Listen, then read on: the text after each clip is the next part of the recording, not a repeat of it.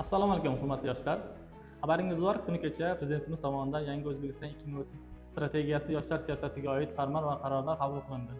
Biz jamoamiz bilan birgalikda ushbu tashabbusni yoshlarimizga qisqa va mazmunli yetkazishni maqsad deb bildik.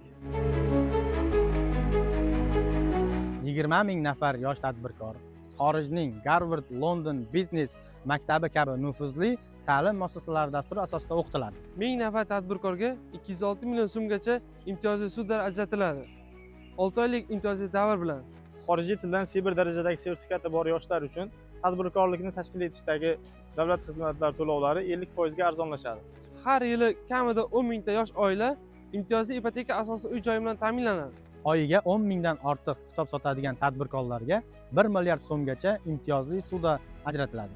Chekka hududlarga xorijiy til markazlarini ochishdagi bo'lgan yoki uni kengaytirmoqchi bo'lgan yoshlar uchun foizsiz 300 million so'mgacha suddalar ajratiladi. Yilning eng faol yosh xodimi tanlovi g'olibi bo'lgan 100 nafar xodimlar har yili alohida mukofotlanadi. Yoshlarni volontyorlik loyihalarini moliyalashtirish uchun 100 million so'mgacha grantlar ajratiladi. Top 100 kitobxon tanlovi o'tkazilib, g'oliblar 10 million so'm miqdorida rag'batlantiriladi.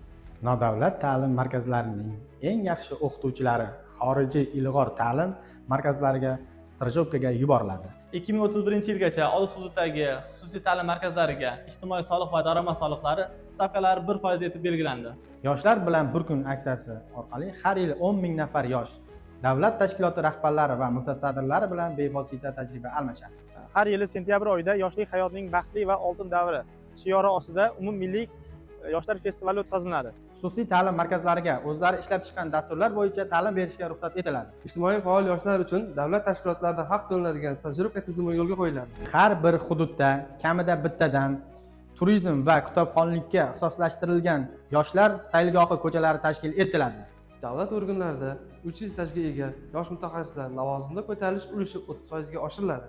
Eng yaxshi yosh yozuvchi va shoirlar uchun Ilg'or ijodkor nomli prezident mukofoti beriladi. Mahalla va tuman darajasida yoshlar infratuzilmasi, kutubxona, sport obyektlari, kinoteatrlar bo'yicha majburiy minimal standartlar joriy etiladi. Yosh tadbirkorlar uchun tijorat banki orqali bepul biznes rejalari tuzib beriladi. Tabiiy, ekologik, ta'lim va sport kabi yo'nalishlarda kasbiy volontyorlik ixtisosliklari joriy etiladi. Yosh oilalar uchun oilaviy qadriyatlarni mustahkamlashga qaratilgan maxsus hududiy forumlar tashkil etiladi. Zamonaviy kasblarni o'qib, sertifikat olgan yoshlarni o'qish xarajatlari davlat tomonidan qoplab beriladi. Xalqaro va xorijda tan olinadigan kasbiy imtihon, sertifikat tizimlarini joriy qilish qo'llab-quvvatlanadi. Mahallada yoshlar tashabbusi bilan amalga oshiriladigan ijtimoiy loyihalar soni 2000 taga yetkaziladi. Xususiy o'quv markazlari bilan hamkorlikda 100 ming nafar yosh kelajak va zamonaviy kasblarga o'qitiladi. Milliy kibersport musobaqalari o'tkazilib, unga 50 ming nafar yosh qamrab olinadi.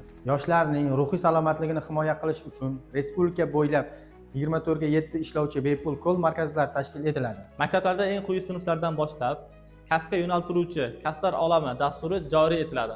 Har 2 yilda 12 avgust Xalqaro yoshlar kunida avlodlar muloqoti Xalqaro yoshlar kongressi o'tkaziladi.